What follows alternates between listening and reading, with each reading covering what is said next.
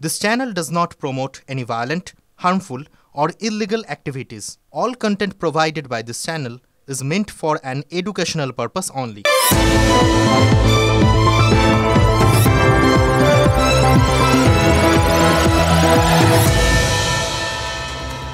তোমার পতাকা যারে দাও তারে বহিবারে দাও শকতি।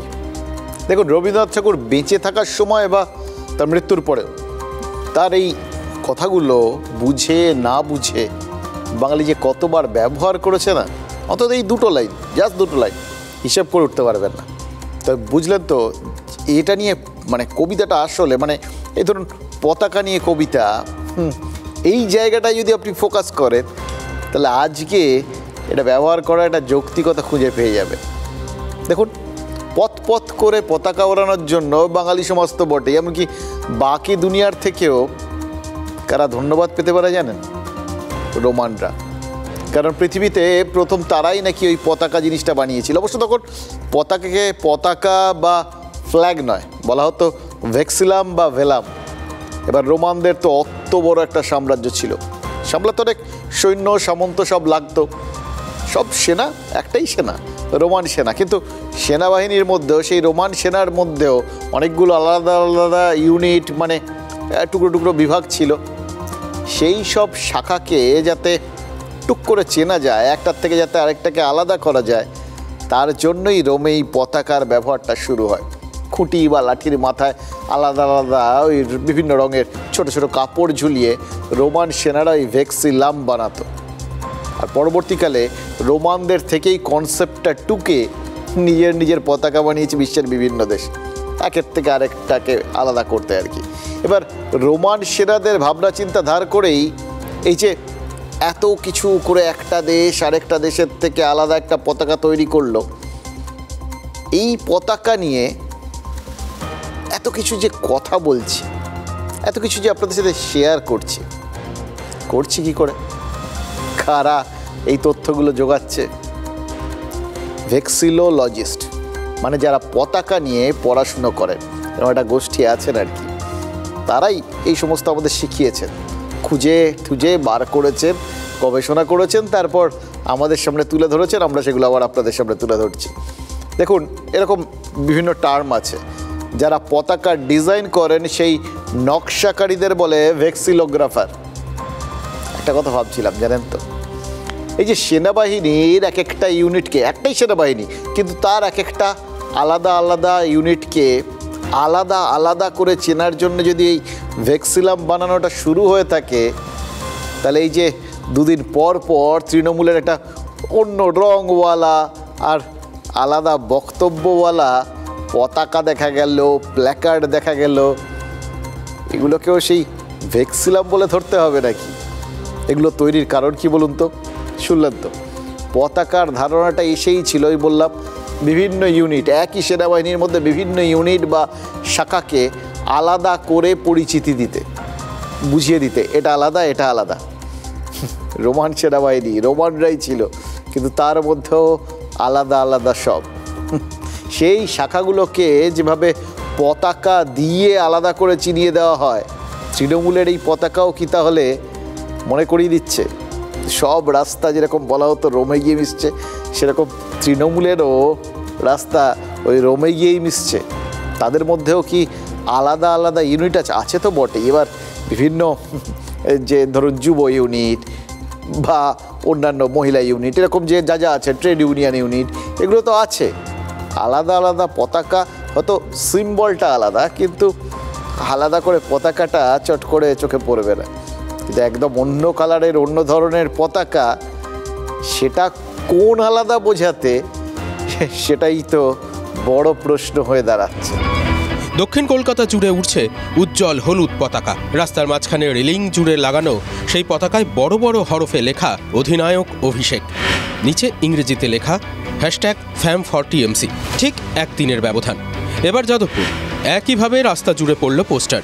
এক মানুষ সমান সেই পোস্টারে মমতা বন্দ্যোপাধ্যায়ের ছবি আর বড় বড় করে লেখা সর্বাধিনায়িকা জয় হে, নিচে ইংরাজিতে লেখা #4TMC, ফিয়ারলেস AITC মেম্বার্স।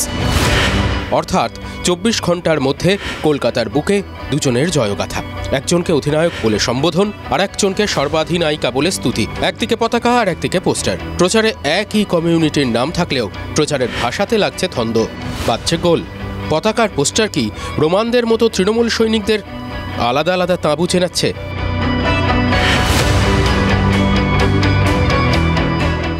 আচ্ছা, তৃণমূলের মতো দলে কে ভেক্সিলোলজিস্ট মানে এই পতাকা নিয়ে গবেষণা করেছেন বলুন তো? জানতে ইচ্ছে করছে। এটাও জানতে ইচ্ছে করছে কে ভেক্সিলোগ্রাফার, মানে কে এই পতাকার নকশাটা তৈরি করেছেন। কারণ এটা অন্য রং, অন্য ধরন, চট করে তো হওয়ার কথা না। এটার পেছনে মাথা আছে, এটার খোঁজ করে দেখা যেতে পারে। মানে দেখুন, যদি খোঁজটা পাওয়া যায় তাহলে কিন্তু বহু জটিল প্রশ্নের উত্তর চট করে পাওয়া যাবে। না হলে বিতর্কের তো অভাব নেই। সত্যি কথা বলতে কি জানেন তো, মানে এতদিন ধরে আমরা কি শুনেছি, আপনি কি শুনেছেন? বিতর্কে জল ঢালা হয়, এই তো এটাই শুনেছেন। কিন্তু এইভাবে বিতর্কে কখনো পতাকা বা পোস্টার ঢালতে দেখেছেন? আমরা তো দেখিনি। যেভাবে তৃণমূল কংগ্রেসে ওই নিশানকে নিশানা করছে, তার কিনারা করতে এরপর যে রাজনীতিকদের মাথার চুল ছিঁড়তে হবে সেটা নিয়ে কিন্তু কোনো সন্দেহ নেই, জানেন তো। প্রথমে অধিনায়ক লেখা পতাকা পড়লো, তার পাল্টা পড়লো সর্বাধিনায়িকা পোস্টার, এবার পোস্টারের পাল্টা পোস্টার। আজ কলকাতায় সকাল হতে না হতেই ওই অধিনায়ক অভিষেক লেখা পোস্টারও দেখা গেছে। এবার পোস্টারকেও যদি ওই গোল পোস্ট চেনানোর নিশানা হিসেবেই ধরেন, তাহলে এটা হচ্ছে পতাকা বনাম পতাকা, পোস্টার বনাম পোস্টার, এরই তো লড়াই। মমতা বন্দ্যোপাধ্যায় কিছুক্ষণ আগে লন্ডন রওনা দিয়েছেন, কিন্তু তার আগে তিনি বলে গেছেন যে এই কদিন যে তিনি থাকছেন না, সেই সময় সুব্রত বক্সির সাথে অভিষেক বন্দ্যোপাধ্যায় তৃণমূল কংগ্রেসের দায়িত্বটা সামলাবেন। এবার এই ঘোষণাটা শোনা মাত্র এইভাবে অধিনায়ক অভিষেক বলে পতাকা ওড়ানোর খুব দরকার ছিল কি? অধিনায়িকা সর্বাধিনায়িকা তিনিও ঘোষণা করে দিয়েছেন, সবাই জেনে গেছেন। আর এটা তো একটা মেকশিফট অ্যারেঞ্জমেন্ট, কদিনের ব্যাপার। তাহলে সেটাকেই এরকম পার্মানেন্ট না ধরলে, এত মানে রং চঙে পোস্টার পতাকা তো ওড়ানোর কথা নয়। এটাতে কিন্তু অনেকের ভ্রু কুচকে যেতে পারে, অনেকে জল্পনা কল্পনা তারা সব পড়তে শুরু করতে পারেন। নিন্দুকের তো অভাব নেই, তাই না? অনেকেই তো বলতে শুরু করেছিলেন, এটা তো সেই ওরকম মনে হচ্ছে, বামুন গেল ঘর তো লাঙল তুলে ধর। এই উপসর্গে রাজ্যের শিবির নাকি, রাজ্যের এই শাসক শিবির, তারা নাকি ভুগতে শুরু করে দিয়েছে। এবার মমতা বন্দ্যোপাধ্যায় সামান্য কয়েকটা দিনের জন্য দেশের বাইরে যাচ্ছেন, তাতেই যদি এইরকম হইচই পড়ে যায়, তাহলে আপনার কি মনে হবে? হইচই হওয়াটা জাস্ট সময়ের অপেক্ষা, একটা সুযোগ দরকার ছিল। তৃণমূল দলের মধ্যে যে প্রবল অন্তর্বিরোধ চলছে, যে প্রবল খাওয়াখাই চলছে, কে কার থেকে বড় তার প্রতিযোগিতা চলছে, এই পোস্টার যুদ্ধের মধ্য দিয়ে তা স্পষ্টভাবে প্রতিফলিত হচ্ছে। এই পোস্টার যুদ্ধে একদিকে খোকাবাবুরা আছে, আরেকদিকে দিদির সমর্থকেরা আছে। বাংলার মানুষকে এবার ভাবতে হবে তৃণমূল তুমি কার। মুখ্যমন্ত্রী তিনি কি তার কি দর কম পড়ে গেছে? তিনি তো সুপ্রিমোর দরে ঠিক দাঁড়াচ্ছে না, ফলে এখন তিনি সর্বাধিনায়িকা হয়েছেন, তারপরে মহানায়িকা হবেন। বোঝা গেল যে এদের নিজেদের ওজন, যোগ্যতা, গ্রহণযোগ্যতা সবই কমছে বলে এখন নায়ক, অধিনায়ক, মহানায়ক এই কম্পিটিশনে চলছে। মমতাকে বলতে হচ্ছে যে অভিষেক কিন্তু আমার সঙ্গেই আছে, অভিষেকের সর্বাধিনায়ক আমি। একটা কথা বলছি, দেখুন, মমতা বন্দ্যোপাধ্যায়ের কথা আর কেউ শোনে না। মমতা বন্দ্যোপাধ্যায়ের কথা ওর পুলিশও শোনে না, ওর বাড়ির লোকও শোনে না, কেউ শোনে না, ভাইপো শোনে না, দলের লোকও শোনে না। বারবার বলা সত্ত্বেও দাদার অনুগামী চলবে না, অমুকের এই চলবে না বলার পর মুখে বুড়ো আঙুল ঘষে দিয়েছে। হ্যাঁ, তারপরও পোস্টার মারতে হচ্ছে। মমতা ব্যানার্জিকে দক্ষিণ কলকাতায় পোস্টার মেরে প্রমাণ করতে হচ্ছে আমি দলের সর্বাধিনায়িকা। 26-এ তো আমাদেরই সরকার আসছে, সুতরাং উন্নয়ন কিভাবে হবে, বাংলার মানুষকে কিভাবে আমরা সরকারকে নিয়ে আসবো, সেগুলো নিয়ে আমরা কাজ করব। উই আর লিস্ট ইন্টারেস্টেড কি হচ্ছে মমতা ব্যানার্জির, অভিষেক ব্যানার্জি, আমরা একেবারেই ইন্টারেস্টেড নয় এগুলো শুনতে। দেখুন, একটাই সংস্থা, ওই ফ্যাম ফর টিএমসি, একই রঙের পতাকা, হলুদ, পোস্টারেও হলুদের আধিক্য, এমনকি কদিন আগে এই ফ্যাম ফর টিএমসি তো সোশ্যাল মিডিয়ায় ওই সুব্রত বক্সির একটা বয়ানকে ভাইরাল করে দিয়েছিল, মনে আছে আপনাদের? গত শনিবার ওই অভিষেক বন্দ্যোপাধ্যায় যখন ওই প্রায় 2,500 নেতাকর্মীকে নিয়ে ভার্চুয়াল বৈঠক করেছিলেন ওই অভিষেকের ক্যামাক স্ট্রিটের অফিসে, সেই বৈঠক থেকে সুব্রত বক্সি বলেছিলেন অভিষেক নাকি তাদের সবার নেতা, সেটাই ভাইরাল হয়ে গেছিল। দেখুন, রাজ্য সভাপতি তৃণমূলের সর্বভারতীয় সাধারণ সম্পাদককে সর্বজন গ্রাহ্য নেতা হিসেবে স্বীকৃতি দিচ্ছেন, এটা শোনার পর সবাই কি বুঝেছিলেন? যে যত মত আর যত পথই থাক, আপাতত সেটা মিশছে এক জায়গায় গিয়ে। আপাতত মমতা বন্দ্যোপাধ্যায়ের মতামতকে গুরুত্ব দিয়ে এই নবীনকে সঙ্গে নিয়ে তৃণমূলের প্রবীণদের পথ চলতে হবে, সেটাই নির্দেশিকা। সুতরাং তার বাইরে যাওয়ার কোনো উপায় নেই। তারপরেও দেখুন, বিরোধী দলগুলো ফাইট দেখছে, কারণ প্রচারের পেছনে একই গোষ্ঠী বা প্রচারে একই রোগের ব্যবহার হলেও ভাষার ফারাকটা, এই শব্দের ফারাকটাই বিরোধীদের নজর কেড়েছে। একদিকে অধিনায়ক আর একদিকে সর্বাধিনায়িকা। অধিনায়কের ওপর সর্বাধিনায়িকা, মানে সর্বাধিনায়িকা এটা হলে ঠিক থাকে, অধিনায়ক এবং সর্বাধিনায়িকা মানে ক্যাপ্টেনের ওপর যেরকম সুপার ক্যাপ্টেন, এরকম একটা ব্যাপার আর কি। যারা ওই তাস খেলেন না, আপনারা অনেকেই খেলেন, তো আপনারা জানেন ওই ব্রিজ খেলায় ট্রাম্প, ওভার ট্রাম্প, এই সমস্ত ব্যাপার ট্যাপার আছে না, এই অধিনায়কের পর সর্বাধিনায়কের বিষয়টাও কিন্তু ওই রকমই আর কি। এবার ট্রাম্প তার উপর ওভার ট্রাম্প হলো কিনা আমরা জানি না, আমরা শুধু বুঝছি যে এটার মধ্যে দিয়ে ওই দাগ ছোট বড় ব্যাপারটা বোঝানো হচ্ছে। দাগ আচ্ছা হ্যাঁ, এটা ঠিক হয়ে গেছে, দাগটা থাকবে। এবার কোন দাগটা বড় সেটা প্রমাণের জন্য যেন একটা অদৃশ্য কম্পিটিশন চলছে। প্রথমে একটা দাগ টানা হলো, এবার সেই দাগটাকে ছোট প্রমাণ করতে তার পাশে আবার বড় দাগ টানা হলো, বোঝানো হলো কোনটার পরে কোনটা, কোনটার থেকে কোনটা বড়। এবার দেখুন, সর্বাধিনায়িকা, তিনি দলের সুপ্রিমো, তিনি যে শেষ কথা, তার হাতেই যে রিমোট কন্ট্রোল, এটা তো সবাই জানে, এটা বলার কিছু। হঠাৎ করে এই কথাগুলো নতুন করে মনে করিয়ে দেওয়ার দরকার কি পড়লো? আমি দেখছিলাম কুণাল ঘোষ বলছেন, আরে এটার মধ্যে কোনো জল্পনা কল্পনা নেই, তিনি তো দীর্ঘদিন ধরে বলে আসছেন যে সেনাপতি অভিষেক আর সর্বাধিনায়িকা মমতা বন্দ্যোপাধ্যায়, এদের দুজনের সঙ্গে নিয়েই তিনি এগোচ্ছেন। এবার এটা যদি সবাই জানেন, এটা যদি দীর্ঘদিন ধরে জানেন ওনার কথা মতো, তাহলে সেটা হঠাৎ করে সেটা আবার লিখে লোকের সামনে তুলে ধরার দরকার কি পড়েছিল? রোজ রোজ কেউ নিজের নামটা লেখে নাকি? আমি অমুক, আমি অমুক বলে হাতে পোস্টার নিয়ে ঘুরে বেড়ায়। এইটা এটা এটা এটা তার মানে যেচে কেউ একটা ওই আবেল মুঝে মার গোছের একটা ব্যাপার করে নিজেদের যেচে বিতর্কের মধ্যে ঢোকা। এবার এটা হতে পারে, রাজনীতিকরা সব সময় প্রচারে থাকতে চায়, সেটা পজিটিভ হোক নেগেটিভ হোক, প্রচারটা মাস্ট। এই বিতর্কটাও তো একরকমের প্রচার। এত আলোচনা হলো, এর আরও একটা দিক আছে, এই আলোচনাগুলো হতে হতে আরও যেগুলো আলোচনা হতে পারতো সেই আলোচনাগুলো হলো না। ওই দেখলেন তো অগ্নিমিত্রা পাল, তারা এখন থেকেই স্বপ্ন দেখছেন যে তারা 26-এ ক্ষমতায় আসবেন, তাদের সরকার হচ্ছে, কীভাবে উন্নয়ন করবেন সেসব নিয়ে নাকি ভাবছেন। এবার তারা ইস্যু টিস্যুর কথা ভাবছেন আর কি। ইস্যুর কথা তো সাধারণ মানুষেরও ভাবার কথা, কেন হচ্ছে, কি হচ্ছে, কিসের জন্য তারা ভোট দেবেন, কোনটা দেখে ভোট দেবেন, কোন ক্ষোভটা উগরে দেবেন ওই ভোটের সময় গিয়ে ভোট যন্ত্রে। তারা এই সমস্ত যাতে ভাবতে না পারেন সেই জন্যই কি তাদের জন্য একটা ভাবনার রসদ এনে দেওয়া হলো।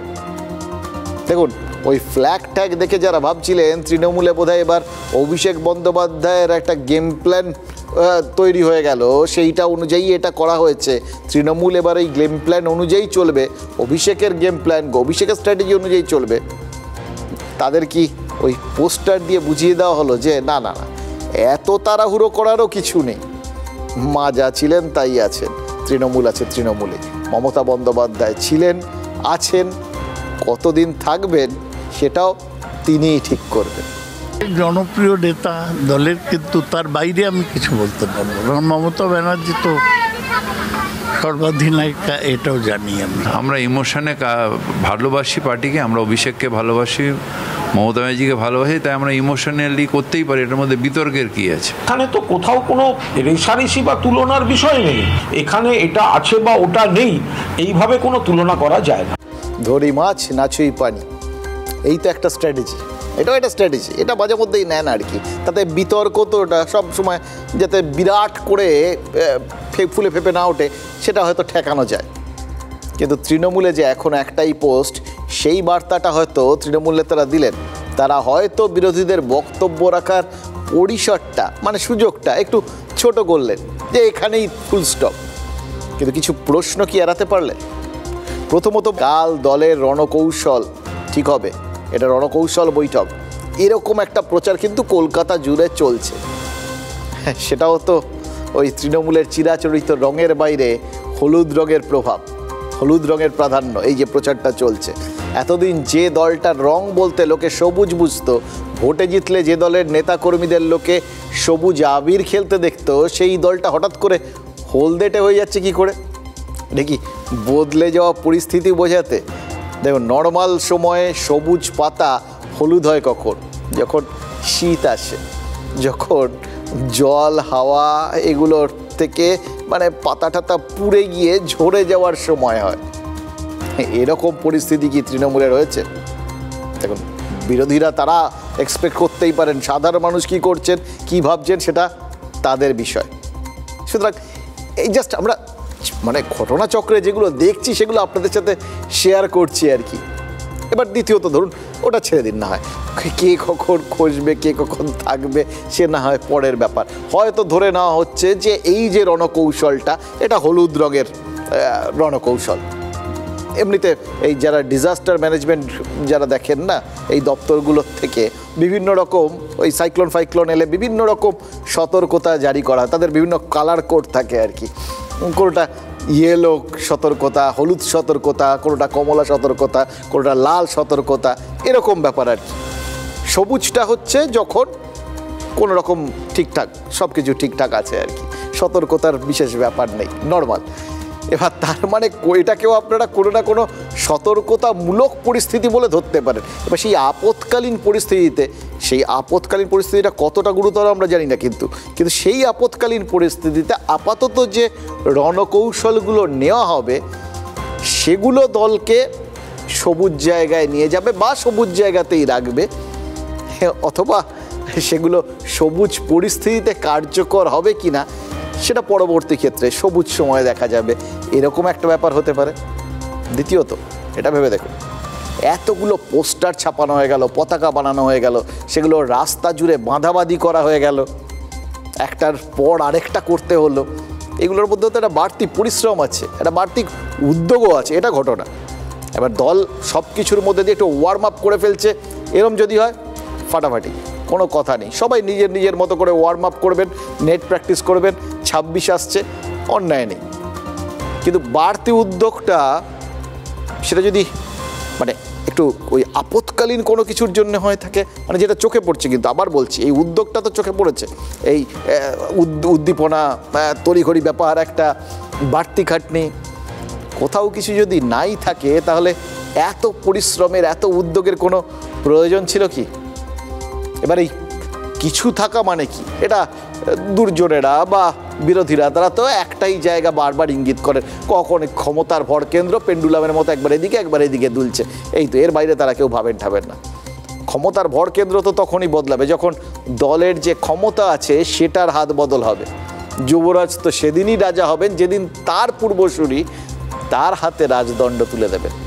বা সেটা হচ্ছে না বলেই, বা কেউ যে সময়ের মধ্যে এটা হয়ে যাবে বলে ভেবেছিলেন, সেই সময়ের মধ্যে হচ্ছে না ভেবেই একটা অদৃশ্য প্রতিযোগিতা যদি শুরু হয়ে গিয়ে থাকে, মানে রিলে রেসের ব্যাটনটা কে কখন ছাড়বে কে কখন ধরবে, মানে দেখবেন রিলে রেসে যখন একজন আরেকজনের হাতে ব্যাটন তুলে দেন তখন এই ব্যাটনটা হাত বদল হওয়ার আগে খানিকক্ষণ দুজনেই সমান তালে দৌড়ে নেন, একজন দৌড়টা শেষ করে এগিয়ে দেন, আর একজন ওখান থেকে স্টার্ট করে ওয়ার্ম আপ করে একটা রিদিম পেয়ে গিয়ে তারপর ব্যাটনটা নিয়ে দৌড়ে যান। এখন সেই পরিস্থিতি চলছে কিনা সেই মাঝের জায়গাটা আমরা জানি না, এটা তো যাদের ভাবার তারা ভাববে, এটা যাই হোক।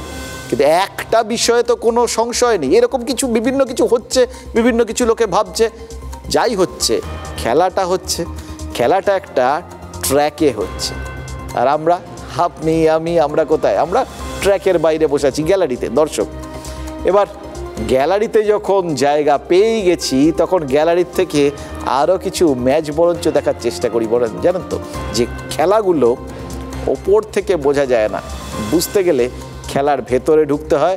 ওই বলে না গভীরে যাও, আরও গভীরে যাও, এবং তার জন্য আরও কিছু কথা বলতে হয়, যে কথাগুলো আপনারা জানেন রোজ না বললেই নয়।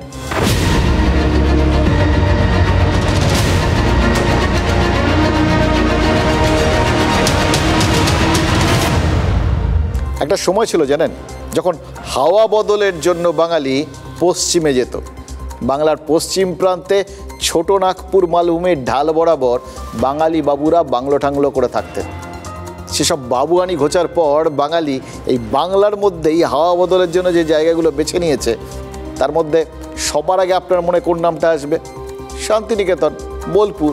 কবিগুরুর শান্তিনিকেতনের আশেপাশে ওই গ্রাম ছাড়া রাঙামাটির পাশে বাঙালি এখন হাওয়া বদলাতে যায় না কি বদলাতে যায় জানি না, কিন্তু হ্যাঁ আগে তো যেত মাঝখানে। আর আরেকজন যেতেন, পার্থ চট্টোপাধ্যায়, এবং অর্পিতা মুখোপাধ্যায়ও নাকি যেতেন।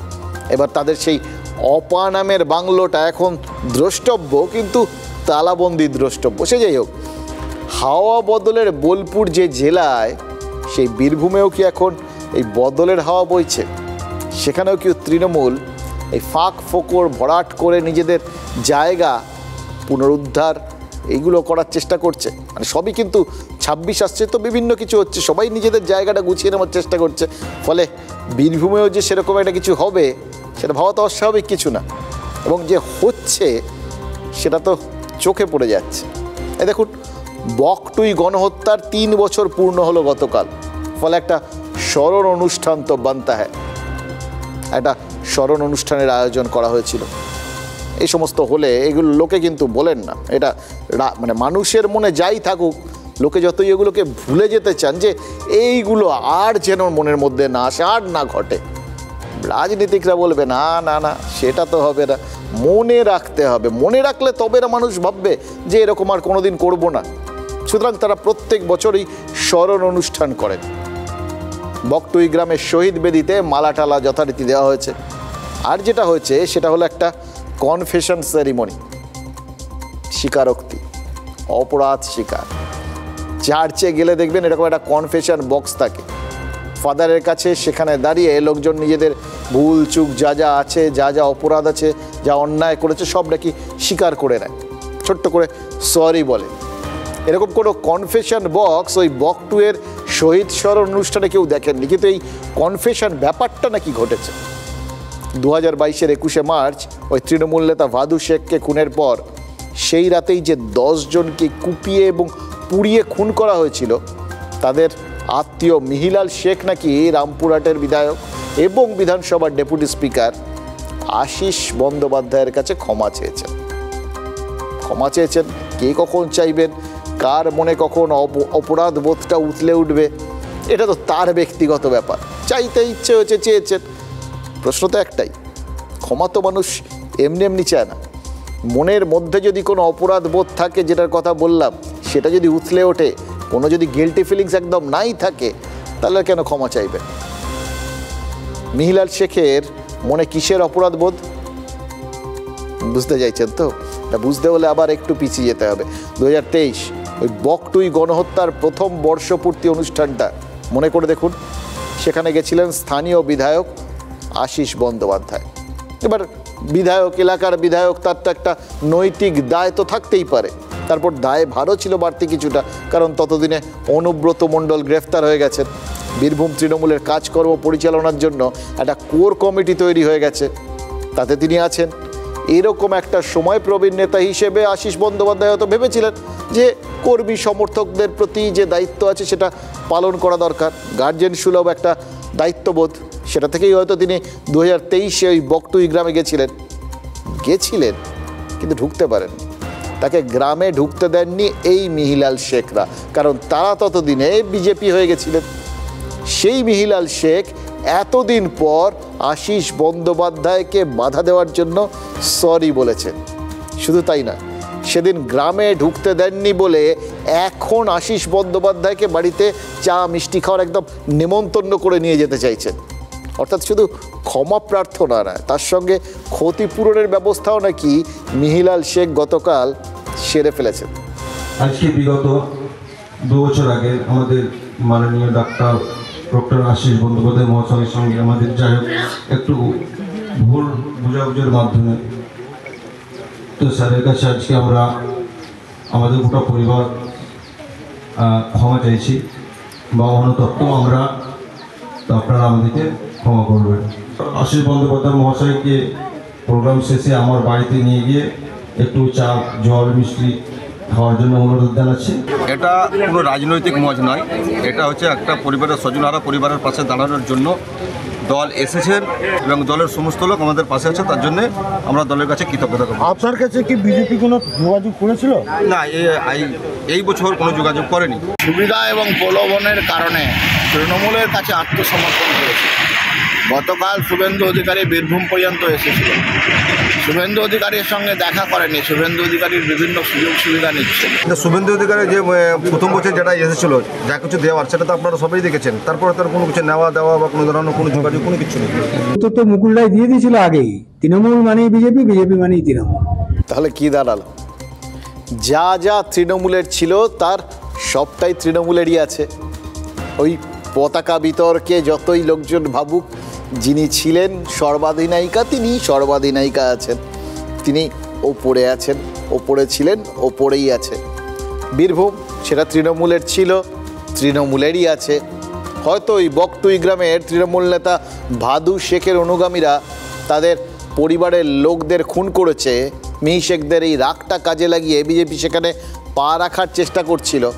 হয়তো দুঃখের সময় শুভেন্দু অধিকারীকে পাশে পেয়ে তারা একটু বিজেপিমুখী হয়েছিলেন, কিন্তু আশিস বন্দ্যোপাধ্যায় সেই চেষ্টাটা এতদিনে ভেস্তে দিতে পেরেছেন। বা 26 আসছে তো, বিভিন্ন জায়গায় বিভিন্ন লোক এখন তাদের ভুল বুঝতে পারবেন, তাদের দম বন্ধ লাগবে, এগুলো আমরা জানি। তা এরকম একটা কিছু মিহিলাল শেখদের হয়েছে, তারা তাদের ভুলটা বুঝেছেন, যার জন্য ফলে তার সঙ্গে মানে আশিসবাবুর সঙ্গে কথাবার্তা বলে নিজেদের ভুল স্বীকার করে মিহিলালরা আবার যে তৃণমূলে ফিরতে চাইছেন সেটা পরিষ্কার বোঝা যাচ্ছে। এবার মিহিলাল যতই বলুন, অনুষ্ঠানটা দলের অনুষ্ঠান ছিল না, অনুষ্ঠান মঞ্চ তৃণমূলের, মমতা বন্দ্যোপাধ্যায়ের ছবি মঞ্চে, দুপাশে তৃণমূলের পতাকা রয়েছে, ফলে তো পরিষ্কার বোঝাই যাচ্ছিল যে শহীদ স্মরণে তৃণমূল রক্ত ঋণ শোধ করছিল। ফলে পড়ে পাওয়া 14 আনার মতো বিজেপির যেটুকুনি জায়গা তৈরি হয়েছিল, সেই জায়গাটা যে তাদের আবার হাতছাড়া হয়েছে, হয়তো এইটা তো পরিষ্কার হয়ে গেছে। এটা হয়তো শুভেন্দুও বুঝেছেন, জানেন তো। ওই জন্যই বকটুই গণহত্যার শহীদদের শ্রদ্ধা জানাতে তিনি প্রত্যেক বছর বকটুই গ্রামে যাবেন বলে একটা প্রতিশ্রুতি দিয়েছিলেন, কিন্তু এই কথা দিয়েও শুভেন্দু অধিকারী এখন পর্যন্ত এবছর বকটুই যেতে পারেননি। মানে বকটুই থেকে বিজেপির যে জমিটা ছিল সেটা তৃণমূল পুনর্দখল করছে, এটা ভেবেই হয়তো বিরোধী দল নেতাও মন থেকে বকটুইকে মুছে ফেলার কাজটা শুরু করে দিয়েছেন। এই মোছামুছির কাজটা তো তখনই করতে হয় যখন কোনো ভুল হয়ে যায়। পেন্সিলে ভুল লেখার পর যেরকম ইরেজার দিয়ে সেটাকে মুছে দিতে হয় বা মুছে দেওয়া যায়, রাজনীতিতে কিন্তু রেগুলার বেসিসেই মোছামুছির কাজগুলো চলে, শুধু ধরনটা একটু আলাদা আর ইরেজারটা চিরে নিতে হয়, এই যা। একবার এক পেন্সিল ইরেজারের কাছে ক্ষমা চাইলো, বলল সরি। ইরেজার প্রশ্ন করলো, ক্ষমা চাইছো কেন? তখন পেন্সিল বলল, আমি যখনই কোনো ভুল করি তোমাকে তা মুছতে হয়, তা করতে গিয়ে তোমার ক্ষয় হয়। ইরেজার বলল, জানি, সেটাই তো আমার কাজ, তার জন্য আমি তোমাকে দোষারোপ করি না। জানি একদিন এভাবেই ক্ষয়ে যেতে যেতে আমি শেষ হয়ে যাব। ঠিক ও ভুল করতে করতে তুমিও ফুরিয়ে যাবে, তখন আরও এক পেন্সিল তার সঙ্গী ইরেজারের সঙ্গে এভাবেই গল্প জুড়বে। দেখুন, ইরেজারে পেন্সিলের লেখা তো মোছা যায়, মানুষের মন থেকে কোনো কিছু যদি হৃদয়ে লেখো নাম, সেরকম ব্যাপার। মন থেকে কোনো কিছু কি এত তাড়াতাড়ি মুছে দেওয়া সম্ভব? দেখুন, অসম্ভব বলে কিছু নেই, কারণ অসম্ভবকে সম্ভব করাটাই তো রাজনীতির কাজ, তাই তো দেখছি। তাই এটা বুঝতে পারছি সামগ্রিকভাবে একটা মুছে ফেলারই একটা চেষ্টা চলছে সর্বত্র। সব যা যা ভুল সব মুছে দাও।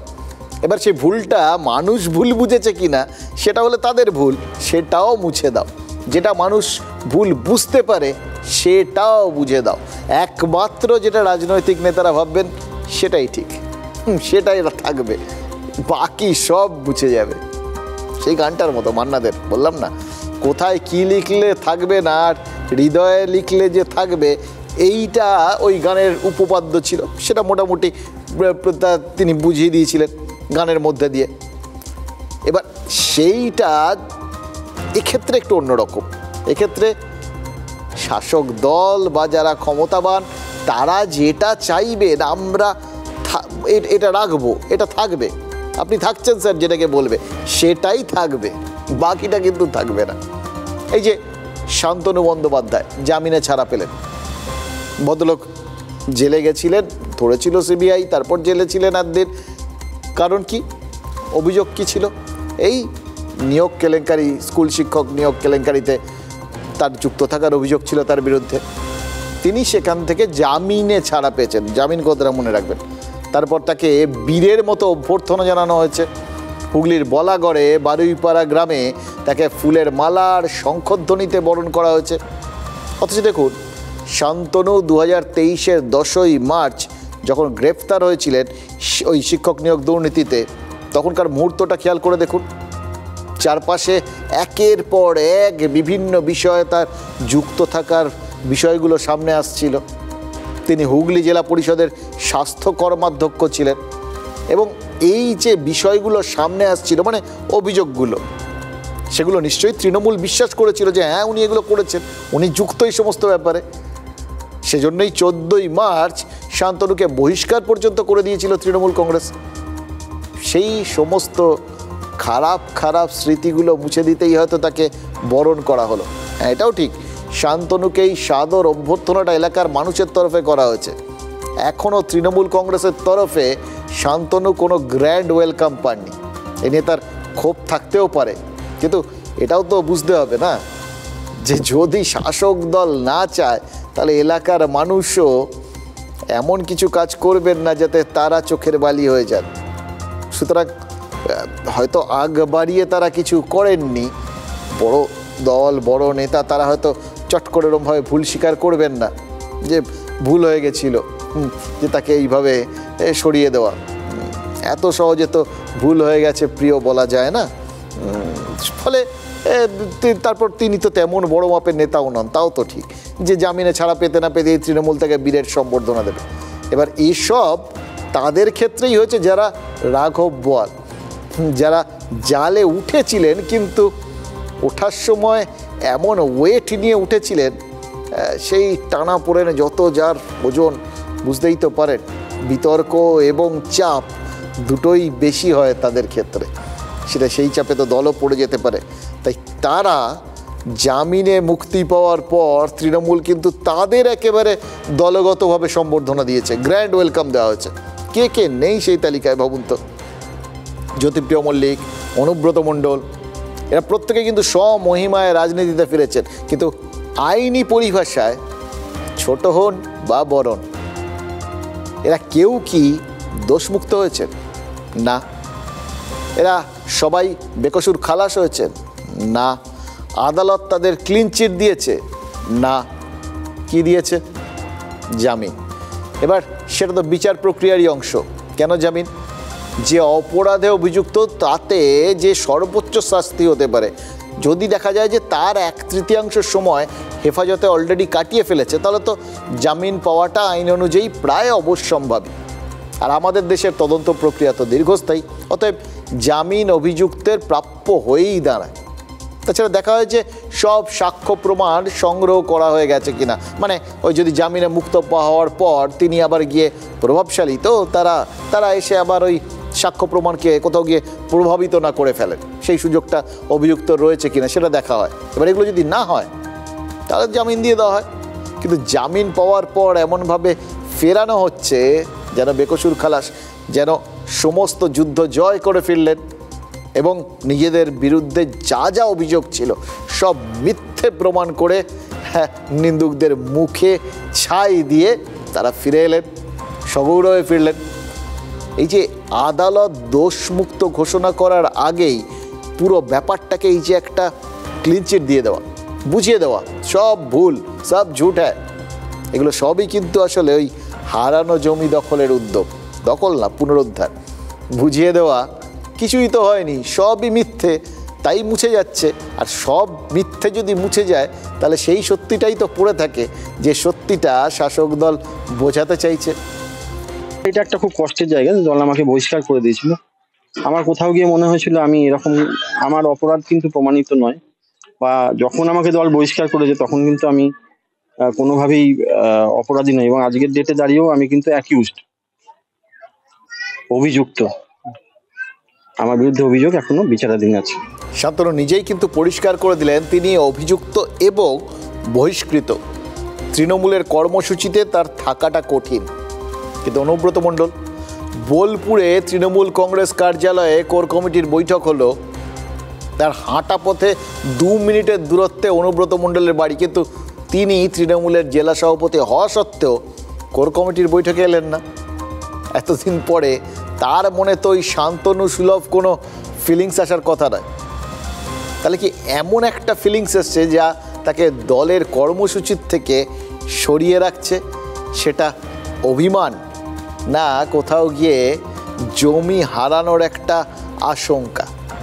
অনুব্রত মণ্ডল একটা বড় দায়িত্ব নিয়ে সেখানে দেউচা পাঁচামি, যেটা আমাদের রাজ্যের এবং আমাদের মাননীয় মুখ্যমন্ত্রী বড় স্বপ্ন, সেই দেউচাতে তিনি আছেন, জানিয়েছেন, এবং তিনি বলেছেন যে ওখানে মাননীয় মুখ্যমন্ত্রীর নির্দেশে তিনি গেছেন। কে কি জন্য উপস্থিত ছিল না, কেন ছিল না, সে বিষয়ে তাদের বিষয়, সে প্রশ্ন তাদেরকে করা উচিত। এবং কোর কমিটি মিটিং যেহেতু ডাকা হয়েছে, আহ্বায়ক ডেকেছে, আমি মিটিং উপস্থিত ছিলাম। আহ্বায়ক কী হিসাবে বলছেন আমি জানি না, যেটুকু আমার জানা আছে যে দেউচা পাচামি নিয়ে ইম্পর্টেন্ট মিটিং ডাকা হয়েছে বিদ্যুৎ উন্নয়ন ভবনে কলকাতার বেলেঘাটাতে। এখানে দেউচাতে কোনো মিটিং নেই, কোনো আলোচনা নেই, কোনো কিছু আছে বলে আমার মনে হয় না। সর্বতই দেউচা নিয়ে আমাদের কোনো মাথা ব্যথা নেই, এটা প্রশাসনিক লেভেলে চলছে, প্রশাসনিক লেভেলে চলবে। সবাই তো সব জায়গায় থাকতে হবে, এখানে যেমন ডেটটা হয়ে আছে তখন কি করে যাবে। বলছি সভাধিপতি বলছেন যে এই নিয়ে মিটিং আছে কলকাতাতে, ওই মোহাম্মদ বাজারে যে কিছু আছে বলে আমি জানি। ওদের কাজ ও কি বলছে আমাকে তো তার গুরুত্ব তো কেউ দিতে পারি না। আমি তোমার চ্যানেলে তোমার কি বলবে সেটা কি তুমি দিতে পারো? তার মানে এটা বুঝিয়ে দিলেন যে কোর কমিটিতে চোর কাঁটা রয়েই গেছে। বিকাশ রায়চৌধুরী এক কথা বলছেন, কাজল শেখ অন্য কথা বলছেন। কাজল শেখ আবার ওই দেউচা নিয়ে তারা মাথা কামাচ্ছেন না বলার মতো করে বুঝিয়ে দিলেন যে তার যে এই অনুপস্থিতিটা অনুব্রত মণ্ডলের, সেটা নিয়ে তারা মাথা কামাতে রাজি নন। আর অনুব্রত মণ্ডল কাজল শেখের বক্তব্যকে পাত্তা দিতে রাজি নন। দেখুন, বীরভূমে অনুব্রতর রাজ্যপাটে কোথাও একটা অনুপ্রবেশ হয়ে গেছে বলে মনে হচ্ছে, জানেন তো। কিছু বদল হয়েছে, রং বদলেছে। এই রং বদলটা ইদানিং বড্ড চোখে লাগছে বিভিন্ন জায়গায়। দেখুন, এই শুভেন্দু অধিকারী তিনি রামপুরহাটে গিয়ে এর মধ্যেই আবার বলে এসছেন শেখ শাহজাহানের মতো অনুব্রত মণ্ডলেরও সম্পত্তি নিলামের উদ্যোগ নেওয়া হয়েছে। এবার দেখুন, এইটা উনি বলেছেন, এটা যদি সত্যি হয় তাহলে তো বলতে হবে শেখ শাহজাহানের মতো অনুব্রত মণ্ডলেরও স্থাবর অস্থাবর সমস্ত জমি মুছে যাওয়ার একটা সম্ভাবনা দেখছেন কেউ কেউ। এবার সেটা যারা দেখছেন তারা আবার কোর কমিটিতে আছেন কিনা, এটা আবার অনুব্রত মণ্ডল যে খতিয়ে দেখছেন সেটাও আমরা বুঝতে পারছি। ভাবছেন অনুব্রত তো বাইরে অনেক দিন ছিল, আবার যাবে। করাপশনের মামলায় সর্বোচ্চ সাজা হয় 6 বছর, প্রায় 2 বছরের কাছাকাছি জেল কেটেছে। সাময়িক বিরতি, আরো 4 বছর বাকি আছে। অ্যাকাউন্টগুলো ফ্রিজ, সম্পত্তিগুলো বাজেয়াপ্ত। সবে সাইগলে 105 কোটি টাকার প্রপার্টি অকশনে দিয়েছে এনফোর্সমেন্ট ডাইরেক্টর। অনুব্রত জ্যোতিপ্রিয়, এদের সম্পত্তিও পিএমএল আইনের ধারা অনুযায়ী নিলামে চড়বে। শাহজাহানের নাম শুনেছেন, 3টে গাড়ি সবে অকশন হয়েছে, বাড়িও অকশন হবে। আচ্ছা একটা কথা বলুন তো, শুভেন্দু অধিকারী বলছেন বটে, কিন্তু সম্পত্তি নিলাম করে রাজনৈতিক নেতাদের নাজেহাল করা যায় নাকি? নেতাগাড়ি বজায় থাকলে তো এক জীবনের সম্পত্তি 1 বছরের মধ্যে ফের করে ফেলা যায়। শুভেন্দু অধিকারী কি প্রমাণ করতে চেয়েছেন? অনুব্রত মণ্ডলের পায়ের তলায় মাটি নেই নাকি মাটি সরে যাবে? এই মাটি সরে যাওয়া বা মাটি ওই আছে কি নেই এটা নিয়ে মাথা ঘামানো, এটা কিন্তু রাজনৈতিক নেতাদের কাজ। এই যে শুভেন্দু অধিকারী তিনি হলদিয়ায় সভা করছেন, কি প্রমাণ করতে করছেন? তিনি এটা নিশ্চয়ই প্রমাণ করতে করছেন যে তাপসী মণ্ডল তৃণমূলে যাওয়ার পরেও তার রাজনৈতিক জমিটা বেদখল হয়নি। এটাই তো প্রমাণ করবেন শুভেন্দু অধিকারী, তাই না? ধরে নিচ্ছি সেটাই আগ্রহ। আর দিলীপ ঘোষ বিজেপির প্রাক্তন রাজ্য সভাপতি, তিনিও রাজনৈতিক জমি পুনরুদ্ধারের চেষ্টা করছেন নাকি? দেখুন কয়েক মাস আগে পর্যন্ত তিনি কিন্তু বাউন্ডারির বাইরেই ওয়ার্ম আপ করছিলেন, মাঠে ঢুকতে পারছিলেন না, কিন্তু ইদানিং দড়ি টপকে মাঝে মধ্যেই মাঠে ঢুকে পড়ছেন। আজ সকালে কী হচ্ছে জানেন? দিলীপ ঘোষের বাড়ির সামনে বিক্ষোভ দেখিয়েছে তৃণমূল নেতাকর্মীরা। এবারেই এই ধরনের বিক্ষোভ নিয়ে আপনারা ভাববেন তো এ কী সে কী কাণ্ড, একজনের বাড়ির সামনে বিক্ষোভ টিক্ষোভ হচ্ছে, এটা কেলেঙ্কারি কাণ্ড আপনার আমার বাড়ির সামনে। কিন্তু রাজনৈতিক নেতাদের সামনে ওরকম কেলেঙ্কারি কিছু না, বরঞ্চ এই বিক্ষোভকে রাজনৈতিক নেতারা কিন্তু জয়ধ্বনির থেকেও বেশি পছন্দ করেন। কারণ জয়ধ্বনি নানাভাবে ম্যানেজ করা যায়, অ্যারেঞ্জ করা যায়, কিন্তু বিক্ষোভ সেটা অর্জন করতে হয়। যদিও মানে রাজনীতিতে অসম্ভব বলে কিছু নেই, কিন্তু তাও ইন জেনারেল এটাই নিয়ম। মানে গায়ে যদি জ্বালা না ধরে তাহলে তার প্রতিপক্ষ বিক্ষোভ দেখায় না, তাই না? তার মানে দিলীপ ঘোষ এখনও তৃণমূলের গায়ে জ্বালা ধরিয়ে দিতে পারেন। বিক্ষোভের পর অবশ্য দিলীপ ঘোষ যা আচরণ করেছেন তাতে কিন্তু দুটো কথা মনে হতে পারে। হয় সাইড লাইনের বাইরে থেকে দিলীপ ঘোষের এই বিক্ষোভের মুখোমুখি হওয়ার অভ্যেসটা চলে গেছে, আর নয়তো তিনি তার সেই ডেয়ার ডেভিল বেপরোয়া ইমেজটাকে ফের মনে করিয়ে দিতে চেষ্টা করছেন। দিলীপ ঘোষ জায়গা সহজে ছাড়ে না। তোমাদের মতো ছিচকে চোরদের নিপটাতে 2 মিনিট সময় লাগবে। চোর চামার পাঠাবে না, চামচা বেলচা ভাড়ার লোক পাঠাবে না, আর কটা রাস্তার মেয়েকে পাঠিয়ে দেবে না। তাদের গায়ে হাত দিতে আমাদের লজ্জা করে।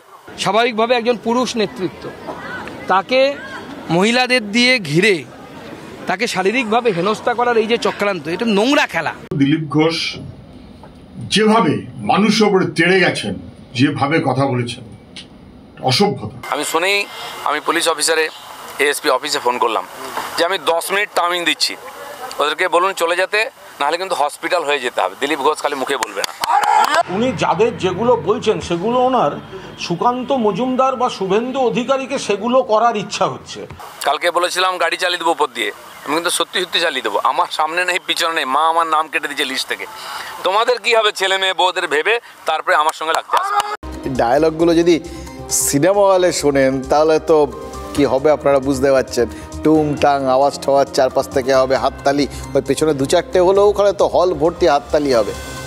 কিন্তু ওই সিনেমা হলের ডায়লগ আর রাজনীতির ডায়লগের তো ফারাক আছে।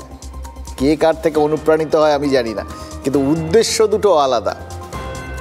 যে জমি দিলীপ ঘোষ ওই সুকান্ত মজুমদারদের হাতে তুলে দিয়েছিলেন, সেই জমি কি বিজেপি আবার দিলীপ ঘোষের নামে ফিরিয়ে দেবে, এরকম একটা পরিস্থিতি তৈরি হবে কি না সেটা তো এখনও নিশ্চিত নয়। কিন্তু এই আচরণটা যদি কোনো ছাপ তৈরির চেষ্টা হয় তাহলে কিন্তু দিলীপ ঘোষ বুঝিয়ে দিচ্ছেন, যদি ফিরিয়ে দেওয়ার ভাবনা চিন্তা কারোর মাথায় থাকে তাহলে তিনি নিশ্চিন্ত থাকতে পারেন তিনি নিজে এই বড় দায়িত্বের জন্য প্রস্তুত।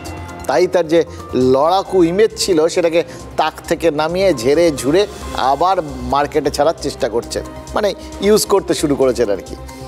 এই দেখুন এই যে জমি দখল পুনর্দখল, এই খেলাটা কিন্তু রাজনীতিতে নিরন্তর চলতে থাকে। এটা দেখুন চারপাশে চাকার মতো ব্যাপারটা ঘুরতে থাকে। নেতারা এর মধ্যে দিয়ে নিজেদের অধিকারটা প্রতিষ্ঠা করেন, কিন্তু যারা নেতা নন তারা, আপনি আমি সাধারণ মানুষ, আমাদের কি অধিকার প্রতিষ্ঠার কোনো জায়গা আছে? ভাবছেন তো এই কি একটা কথা বলে ফেললাম। এটা শুনে ওই ময়দানের ঘোড়া তো বটেই, চিড়িয়াখানার হাতি, গন্ডার, ঘোড়া, উট পুট যা যা আছে আর কি সব হেসে উঠবে। সাধারণ মানুষের আবার অধিকার হয় নাকি? হ্যাঁ, অধিকারই থাকে না, তা আবার সেটা পুনঃপ্রতিষ্ঠা থাকলে তো তবে ফিরে পাওয়ার লড়াই, যেটা নেই সেটার জন্য আবার কিসের সংগ্রাম? এটাই তো ঘটনা। আছে কি? আছে তো একটা জিনিসই, ভোগান্তি। এ হাওড়ার বেলগাছিয়া দেখুন, ধস নেমেছে, বাসিন্দাদের পায়ের নিচ থেকে মাটি সরে যাচ্ছে। কালকে দেখিয়েছিলাম, আজকে আরও বেড়েছে। বাড়ি ঘরের দেওয়ালে ফাটল ধরেছে। ভাবুন তো, ছেলে মেয়ে, ঘর সংসার, এই সব কিছু ছেড়ে, মানে যা সব একটা গোছানো সংসার, সেটাকে ছেড়ে বাসিন্দারা অন্য জায়গায় উঠে যেতে বাধ্য হচ্ছেন। এসব কিছু হচ্ছে কেন? কারণ বেলগাছিয়ার ওই জনবসতির ঘাড়ের ওপর কয়েক বছর ধরে একটা ডাম্পিং গ্রাউন্ড তৈরি করেছে হাওড়া পুরসভা। হাওড়া শহর আর তার আশেপাশের এলাকার যত ময়লা আবর্জনা সব ওই ডাম্পিং গ্রাউন্ডে নিয়ে গিয়ে ফেলা হচ্ছে। ময়লা জমতে জমতে পাহাড় তৈরি হয়ে যাচ্ছে। যারা ইঞ্জিনিয়ার, যারা শহরের পরিকল্পনা করেন, সেই সব মানুষজন বলছেন যে পরিকল্পনাহীনভাবে প্রায় পাড়ার মধ্যে ডাম্পিং গ্রাউন্ড তৈরি করার ফলেই মাটির ওপর চাপ তৈরি হচ্ছে। এবার এই ডাই হয়ে থাকা আবর্জনা, সেগুলোর চাপে মাটিতে একদিকে যেরকম ধস নামছে, আর তার সঙ্গে সঙ্গে এই আবর্জনাগুলো থাকছে, পচছে, সেগুলো তো আবার মাটির ভেতরেও কিছুটা প্রবেশ করছে গলে গলে। এবার ভেতরে মিথেন টিথের বিভিন্ন গ্যাস ফ্যাস তৈরি হচ্ছে, ছোট ছোট বিস্ফোরণ হচ্ছে, তার ফলে মাটি আরও ভঙ্গুর হয়ে যাচ্ছে, ধস নামছে, ডেবে যাচ্ছে, আরও বিপদ বাড়াচ্ছে ওই ময়লা ফেলতে আসা ভারী ভারী গাড়িগুলো। মানে তলার থেকে পুরো জিনিসটা মানে ফোফরা হয়ে যাচ্ছে। তার ওপর থেকে চাপ, একদিকে আবর্জনার চাপ, অন্যদিকে ভারী গাড়ির চাপ, সব কিছুর প্রেশারে রাস্তাঘাটে ফাটল, বাড়ির দেওয়াল ফেটে যাচ্ছে, আর আলটিমেটলি মানুষজন ঘর ছাড়া হচ্ছে। এবার ভাবুন তো, যাদের পায়ের তলার মাটিটা সরেছে তাদের তো বেঁচে থাকার অধিকারটাই হারিয়ে গেছে। সেই অধিকারটাকে পুনঃপ্রতিষ্ঠা করবে? জলের গাড়ি পাঠিয়ে জলের সমস্যা হয়তো মেটানো গেছে, কিন্তু মাথার ওপরের ছাদ, বাস্তুহারা হওয়ার সমস্যাটা, সেটা কীভাবে মিটবে? এই তো, এটা সাধারণ মানুষের মতো কথা বলছেন। নেতাদের মতো হয়ে চিন্তা ভাবনা করুন, তাহলে দেখবেন তারা বুঝিয়ে দেবেন আপনাদের। আরে এই সমস্ত সমস্যা মনে করলেই সমস্যা, না মনে করলেই তো কোনো ঝামেলাই নেই। আপনারা কোথায় তো চলে যাচ্ছেন? আমরা দাদা ক্লাবের পিছনে যাচ্ছি, এখানে তো থাকার মতন পরিস্থিতি নেই না, সব ভেঙে গিয়েছে। সব ভেঙে গেছে।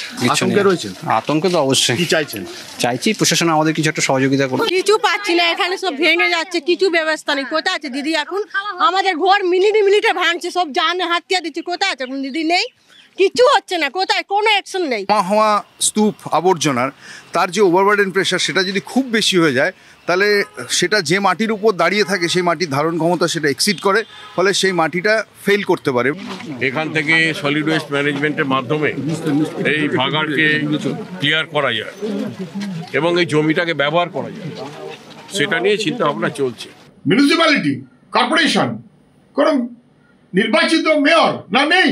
ওই যে 13 সাল লাস্ট টার্ম ওভার, তারপরে জবরদস্তি, ম্যান মেড ডিজাস্টার, দায় মুখ্যমন্ত্রীর। এখন কোনো নির্বাচিত সরকার থাকবে না লোকাল বডিজে, স্বাভাবিকভাবে সেই নির্বাচিত সরকারের দায়িত্ব না থাকলে পরে দায়ও থাকবে না। দেখুন, রাজ্যের মন্ত্রী হাওড়ার হেভিওয়েট তৃণমূল নেতা অরূপ রায় বলছেন পুরসভা সবটা দেখছে, আর সুজন চক্রবর্তী, সুকান্ত মজুমদাররা মনে করাচ্ছেন 2013-র পর থেকে হাওড়া পুরসভায় কোনো নির্বাচনই হয়নি, অর্থাৎ পুরোটাই রাজনৈতিক ব্যাপার। তারাই ঠিক করে নিচ্ছেন কি হচ্ছে, কেন হচ্ছে, কি হবে। সাধারণ মানুষের এটাই ভবিতব্য, জানেন তো। যখন সবটাই রাজনীতির হাতে চলে যায়, তখন রাজনীতি নিজের ফয়দাটুকু দেখে। আপনি আমি ওই তৃতীয় সন্তান, এটাই হয়। দুটো জিনিস আপনাদের বলি, সেই অর্থে তিনটে জিনিসই ভীষণ অস্বস্তিতে ফেলে দিয়েছে। কারণ আপাত দৃষ্টিতে একেবারে ছোট জায়গার জিনিস হলেও বিষয়টা আমাদের সবাইকেই কোথাও না কোথাও গিয়ে হয়তো ছুঁয়ে যাবে বা ছুঁয়ে যেতে পারে। হয়তো এখন হচ্ছে না, ভবিষ্যতে ছুঁয়ে ফেলবে। চারপাশে সারে যে লেভেলে চুরি হচ্ছে, মানে ভেজাল দেওয়া হচ্ছে, সেটা আমাদের কতটা বিপদে ফেলতে পারে। এরকম বললাম না, টুকরো টুকরো ঘটনাগুলো, এগুলো নিয়ে বিস্তারিত বলার কিছু নেই, কারণ এগুলো হচ্ছে। এবং আমরা একটু একটু করে নিজেদেরই কিন্তু বিপদ ডেকে আনছি। এই বিপদগুলো কিন্তু বাছাই করে রং টং দেখে সেগুলো কাজ করে না, বিপদে ফেলে সবাইকেই। যখন সবাই পড়বো তখন বুঝবো। এই যে সারের কথাটা বললাম, এক তো ওই তার আগে জঞ্জাল টঞ্জালগুলো দেখলেন, এই জঞ্জাল পচেও তো সার ফার হয়, যারা বাগান টাগান করেন তারা জানেন। কিন্তু আবার একই সঙ্গে এই জঞ্জাল পচে সেগুলো মাটির ভেতর গিয়ে ওই বিভিন্ন গ্যাস ট্যাস তৈরি করলে সেটা যে আবার কত বিপজ্জনক হতে পারে সেটা হাওড়া টের পাচ্ছে। আর সার যেটা, সেই সারের মধ্যে যেটা থাকার কথা সেটার বদলে যদি অন্য কিছু থাকে তাহলে আমরা কত বিপদে পড়তে পারি সেটা ভেবে দেখেছেন? অবাক হচ্ছেন তো? সারে চুরি, চাকরি চুরি, রেশন চুরি, এমনকি বালি, কয়লা, আবাসের ঘর পর্যন্ত যখন চুরি হয়ে যাচ্ছে সেখানে সারে চুরি হবে আর নতুন কথা কি? চুরি মানে এই চুরি একেবারে ভাবের ঘরে চুরি। খেতে তো সবার লাগে, সবই তো এই পাপি পেট কা সওয়াল, এই পেটে দিলে তবে না পিঠে সয়। কিন্তু এই ফসল যেগুলো ফলে সেগুলোর জন্যই তো আমাদের পেটে কিছু পড়ে, আর সেই ফসল ফলানোর জন্যও তো তাদের জন্য খাদ্য দরকার। সেই খাদ্য হলো এই সার। সেই সারে যদি ভেজাল থাকে তাহলে কি হবে? ফসল ফলবে না। ফসল না ফললে একটা মারাত্মক দাম হবে, সেই দাম দিয়ে কিছু লোক কিছুদিন খেতে পারবেন, যারা পারবেন না তারা আগের থেকে অভুক্ত থাকবেন, আর তারপর যখন সেগুলো আকাশ ছোঁয়া হবে অথবা থাকবেই না তখন ভেবে দেখুন কি খাবেন। আছে তাই খাচ্ছ, না থাকলে কি খেতে, এরকম ভাবতে হবে তখন। দেখুন এই যে ভেজাল হচ্ছে না সারে, এই ভেজালের কথা যাদের জানার তারা কিন্তু নিশ্চয়ই জানেন, কারণ এটা তো একদিনের ঘটনা না, দীর্ঘদিনের। কিন্তু তারা সব চুপ করে আছেন, ওই হাওড়ার মানুষগুলোর মতো। আর এই হাওড়ার মানুষগুলোর মতো আরও অনেক মানুষ কবে কপাল চাপড়াবেন তারপর টনক নড়বে এটা ভেবে হয়তো কিছু লোক সব জেনে শুনেও চুপ করে বসে দিন গুনছে।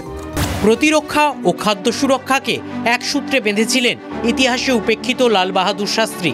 সবুজ বিপ্লবের স্বপ্ন যিনি দেখেছিলেন তিনি কি দুঃস্বপ্নেও ভেবেছিলেন 2025-এ আরও একটি স্লোগানের প্রয়োজন হবে বাংলায়, জয় বেঈমান?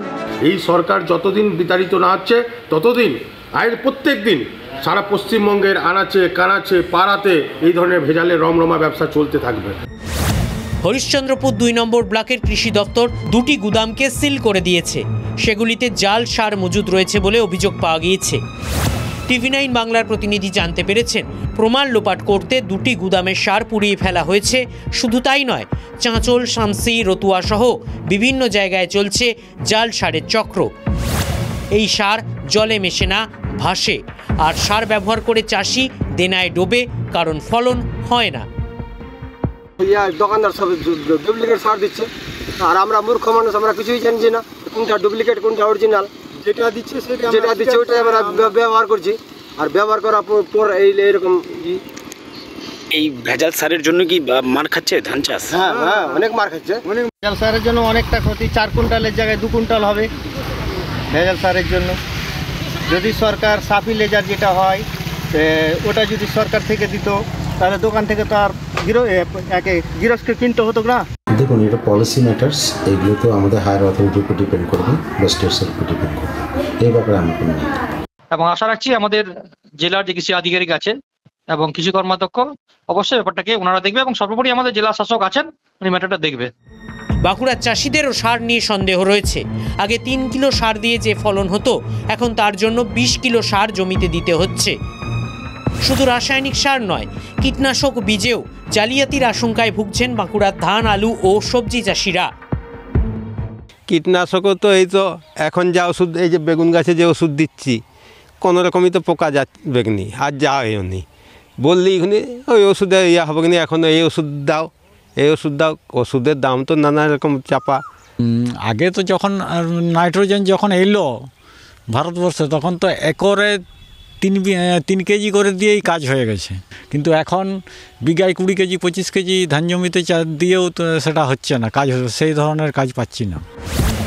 আরামবাগের আলু চাষিদের একই বিড়ম্বনা, বীজ থেকে ফলন হচ্ছে না, সার থেকে ফলন বাড়ছে না, কীটনাশকে জোর নেই, কিন্তু এই জমিতেই মরতে হবে, জমি ছাড়া গতি নেই। চাষি চাষ করতেই হবে, চাষ করে মরতে হবে। সোনার ফসল ফলায় জেতার 2 বেলা জোটে না খাবার, হীরক রাজার দেশ। এবার সোনার ফসল ফলিও পেটে খাবার জুটতো না, আর যদি এই ফসলই না ফলাতে পারেন তাহলে কি হবে বলুন তো। এবং শুধু যে খেতে পাবেন তা নয়, তার সঙ্গে যদি এই ভেজাল হিসেবে যা যা দেওয়া হচ্ছে কেমিক্যাল, সেগুলোও তো পেটে যাচ্ছে, সেগুলো পেটে গিয়ে কী রোগ হবে আপনি জানেন না। এবার রোগ হলে তাহলে আপনি যে চিকিৎসা করাবেন সেই ওষুধেও তো ভেজাল। এই যে কদিন আগের থেকে খবর করছিলাম, কোম্পানিগুলোই বলছে কি কি ওষুধের মধ্যে ভেজাল হয়ে গেছে। যাবেন কোথায়? হাসপাতালে যাবেন। হাসপাতালে গিয়েও কি আপনার কোথাও গিয়ে রেহাই আছে? যদি মালদার মতো সেখানে রোগী চুরি হয়ে যায়, ইয়ার কি মারছি না, সিরিয়াস, রোগী চুরি হয়ে যাচ্ছে। সরকারি হাসপাতালের বদলে রোগীদের জোর করে এক হাসপাতাল থেকে আরেক হাসপাতালে তাকে রেফার করা হচ্ছে, ট্রান্সফার করা হচ্ছে, মাঝখান থেকে ঘুরে চলে যাচ্ছে নার্সিংহোমে। মনে আছে আপনাদের 2021 সালে এই খবরটা করায় আমাদের রিপোর্টার শুভতোষকে মার খেতে হয়েছিল। যে চক্রের বিরুদ্ধে আমরা খবর করেছিলাম, যে নার্সিংহোমের বিরুদ্ধে খবর করেছিলাম, আলটিমেটলি প্রশাসন কিন্তু সেই নার্সিংহোমটাকে বন্ধ করে দিয়েছে। কিন্তু ওই পর্যন্তই, কদিন যেতে না যেতেই ওই জেকে সেই এক জায়গা বন্ধ হয়েছে, আরেক জায়গায় খুলে গেছে। মালদায় রোগী চুরির ট্র্যাডিশন সমানে চলছে। সরকারি হাসপাতালের বদলে নার্সিংহোমে নিয়ে চলে যাচ্ছে অ্যাম্বুলেন্স চালকরা। এই দালালির খবর আমরা না করলে কি প্রশাসন জানতো না? ধরে নিচ্ছি জানতো না, কিন্তু খবর তো করেছি। খবর করার পর এই ভাবের ঘরে চুরিগুলো কি বন্ধ হবে? কারণ এটা চুরি হচ্ছে, এটা ধরে আমরা খবর করছি, নাকি কেউ কেউ এই খবরগুলো না রেখে আমাদের সবার কবর নিজেরাই খুঁড়ছি? সেটাও কিন্তু একটু ভেবে দেখা দরকার।